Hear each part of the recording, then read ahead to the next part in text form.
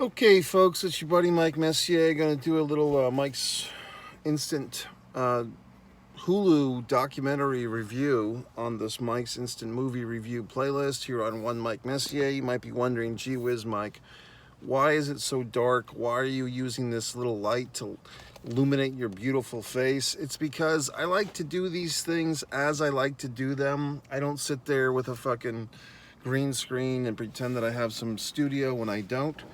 I just come directly to you, the audience, with my thoughts and my feelings and my observations of this wild world. So let's talk about it. Aaron Carter, The Young Prince of Pop, documentary.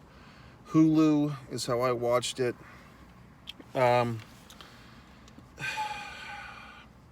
So this is, from what I can tell, this is just a one-off, meaning it's just one episode, although it was labeled season 1, episode 1. I think it's just, your traditional kind of 90-minute documentary. I don't think there's going to be another one. I think they told the breadth of the story, and it's a sad story in many ways because, unfortunately, Aaron Carter passed away not too long ago, I believe November of 2022. When we saw him last, he had all these, tattoos, script on his face and his neck and everything. I have plenty of tattoos. I've managed to stay away from the neck and the face tattoo. One of those deals where if you're going to get work in the entertainment business, it's a personal decision, but a lot of times if you have face and neck tattoos, you get pigeonholed and it's going to be hard to get things. I know that Aaron Carter and his brother Nick, who was in the Backstreet Boys, obviously more known for their singing than per se acting. But this, I didn't know too much about Aaron Carter before this, but now I kind of do. And, maybe like a lot of people who didn't really know him or the story, you kind of go into a documentary like this, a bit cynical. Hey, what's this story going to be? Because sometimes it's hard to feel sympathetic for people that have a lot of money and or fame at a young age. There's a certain resentment from people like myself who've been working in the entertainment industry as much as possible for many years. Can't quite seem to get the break to put my face in your fucking living rooms every Friday night or whatever the fuck. So when you see someone who's had this, path that was kind of blazed by his older brother, Nick Carter of the Backstreet Boys, who they became famous around 1996. And Backstreet Boys were kind of the, revival of the boy band that we had seen, half a generation earlier or less with the New Kids on the Block. And, some people say even the Beatles and the Monkees were boy bands to some extent, at least in their early days, especially with the Beatles.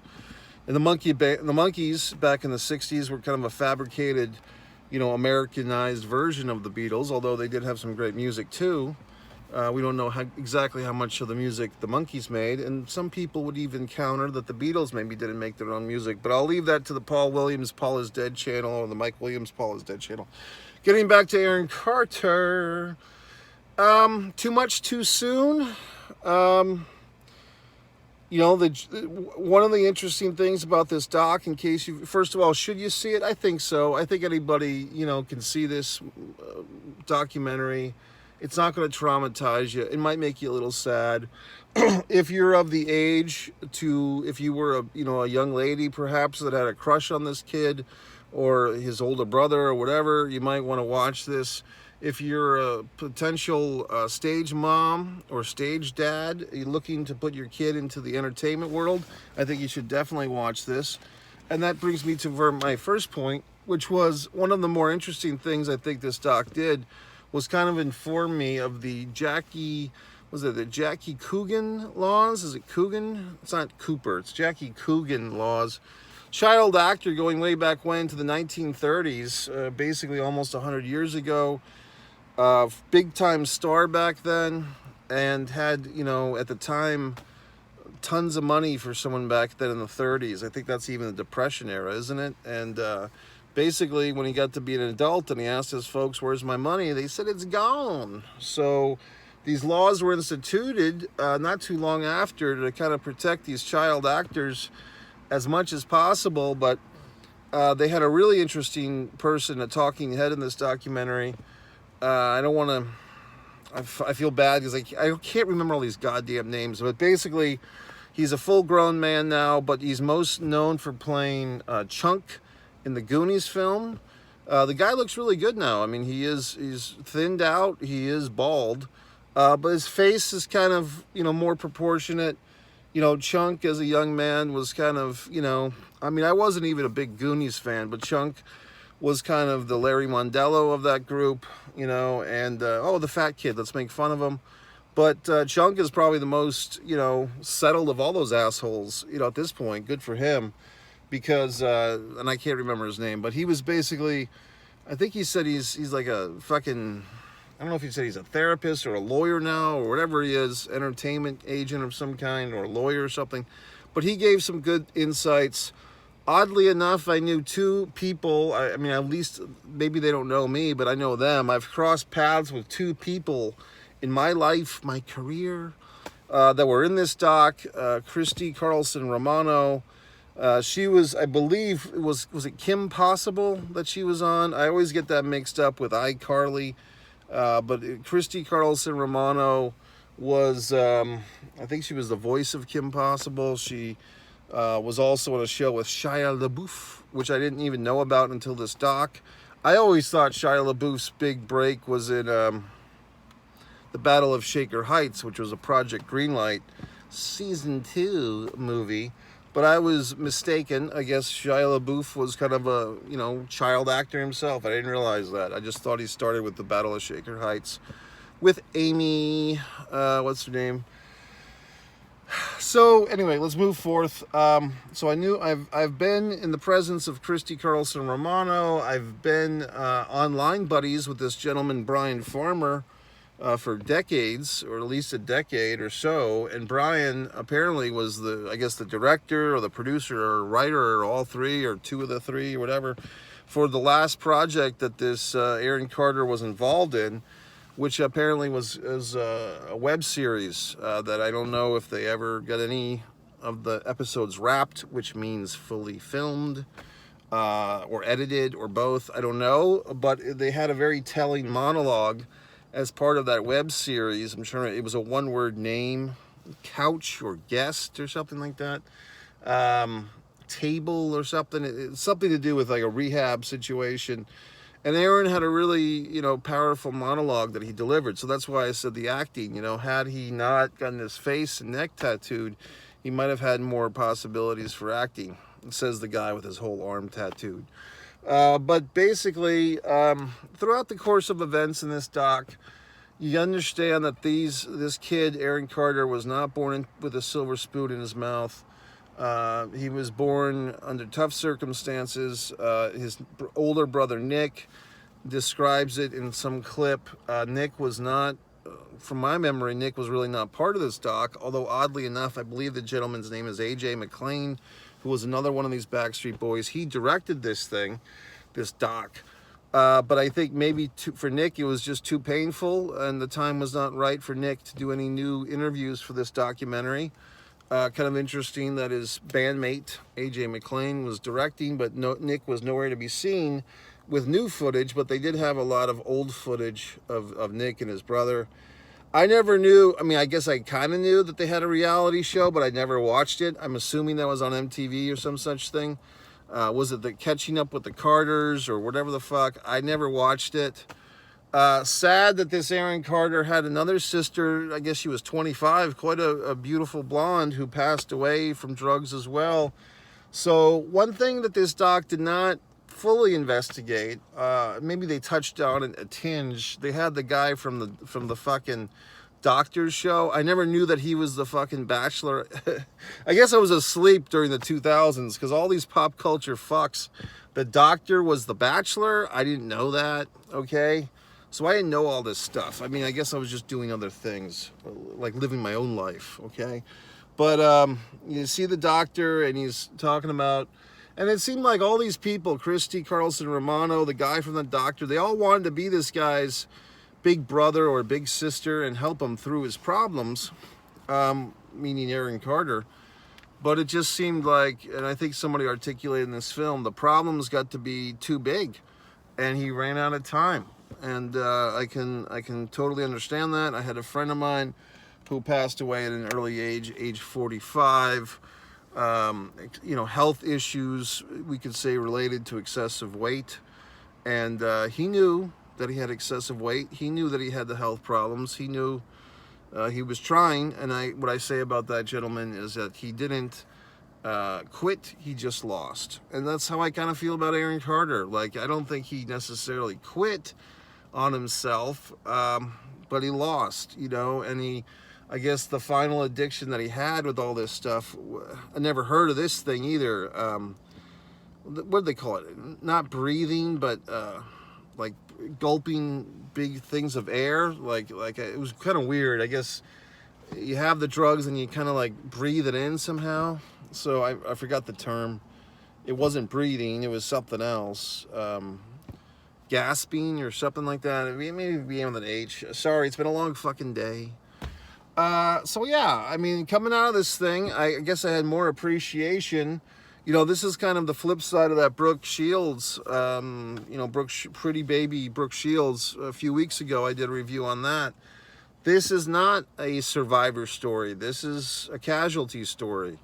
And, he leaves behind his brother, his parents, his friends, his fans, and most importantly, a child, and it seems that the last couple of years of his life, he was on some TV show talking about where he lived and hanging out with his dog, and this, person from the other side of the camera, wrote him a letter or social media or something, and she kind of had a crush on him, this fan, and the fan became his wife or his fiancée. I guess they were never officially married, but they did have a child together from what I remember. So that's sad too. So when I watch these type of and look, this is not the most, here's the thing, and this is, a little softening of the edges here, just as a technical thing. I'm getting a little sick of every single documentary I see these days. It's like, oh, they show the clipboard and they show the crews setting up the interviews. And yeah, I had a little bit of that in my own documentary, Disregard the Vampire, Mike Messier documentary. But I think it goes back to Michael Jordan and The Last Dance, if not before. It's just like, oh, we're making a documentary, and here's the clipboard, and here's the camera, and here's the action, and here's the person getting their microphone put on. Like, yeah, we get it. You're making it's a documentary. We understand. You know what I mean? Like, I just wish I could see one documentary that didn't have the quintessential, oh, here's the microphone being put on the person, here's the camera being brought in, here's the clipboard, here's the producer of the doc looking right to the camera and saying, I'm the producer of this documentary. You know what I mean? Like, okay, we get it. Because every fucking doc is like that now, especially on these streaming goddamn things. And maybe it was another creative byproduct of our pandemic era where everybody got fucking lazy. Let's be honest. Let's call it as it is. So what's next? Anytime you go back into that kind of 2000s, it's interesting. As a country, United States, we were all kind of in mourning, I think, from 9/11, and rather than kind of get more enlightened or more intellectual with our stuff, we kind of went the opposite way. In a lot of ways, we went even deeper into pop culture, even deeper into boy bands, girl bands, Spice Girls, whatever the fuck was that was floating around. We just doubled down on our, frivolity and our materialism and everything. The Jessica Simpsons, everything, became even more and more and more. It's like we wanted to put this 9/11 thing and the hunt for, Red Obama or Red Osama or whoever the fuck. We wanted to put that all in a compartment and just lock away the key and not deal with the real issues. And we just wanted to, have our fucking Rice Krispie treats. You know what I mean? The intellectual Rice Krispie treats of the mind. So that's what led to kind of these Backstreet Boys. And although they started in 96, but Aaron Carter, his family, the reality TV show, I'm about to fucking sneeze here. All these things, was, I think, because people just wanted to escape. And whether it was the Bachelor TV show or these fucking kids And now we see, 10, 15 years later, we see kind of the undercurrents, the turnaround, the reach around. We see, who's that, the Texas guy and his wife that went to prison? Chrisley, or whatever the fuck his name is, the Paul Chrisley, or whatever the fuck. Chrisley knows best. I mean, I don't want to pick on the guy, but I guess the husband and wife are in jail now, right? So that's sad. I did think their daughter was attractive, whoever she was, but Hogan knows best. Apparently not, because that fucking ended in disaster for that whole family.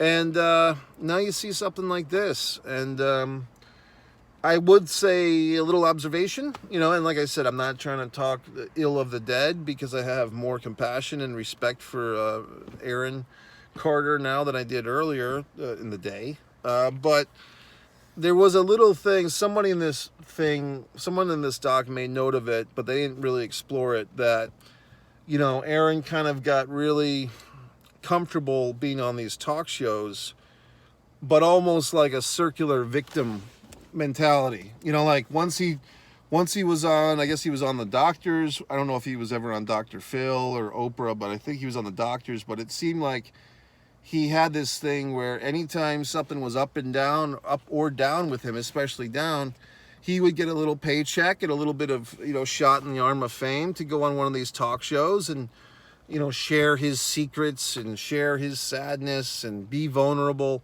And I have noticed that, folks, that a lot of people, I think it's a bit of a misuse of social media, a bit of a misuse of fame, when you're, every fucking time you stub your toe, you get a post about it. But on a more serious level, when people like, oh, we took our dog to get put down yesterday, here's Chuckles the dog, and, you see this fucking dog smiling, but now he's dead. I just feel like there's a certain fucking line. It's like the people that you would want to tell that about, like, oh, my dog had to be put down, you wouldn't pick up a fucking phone and call like 3 or 4 people and share your fucking feelings. But no, you're going to just post a picture of the dead dog when he's alive, of course. But then you have assholes who like, oh, here's my father's suffering in the hospital. Here's a picture of him with the tubes up his nose. I don't want to fucking see that either. And more importantly, I don't want to share that type of thing. I guess I'm from the old fucking school, stoicism, privacy. Yes, I'm doing a goddamn YouTube video. I get it. But I just don't share all my fucking innermost thoughts. Those are for me and my innermost.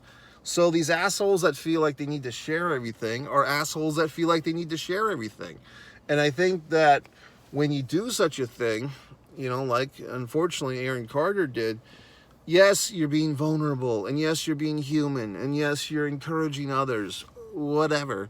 But you're also fucking allowing yourself to get criticized and critiqued. And another interesting part of this doc was they said that Aaron Carter would literally sit there and fucking Twitter fuck with people that were giving him a hard time about his look or his gauntness, or, is he on drugs or whatever.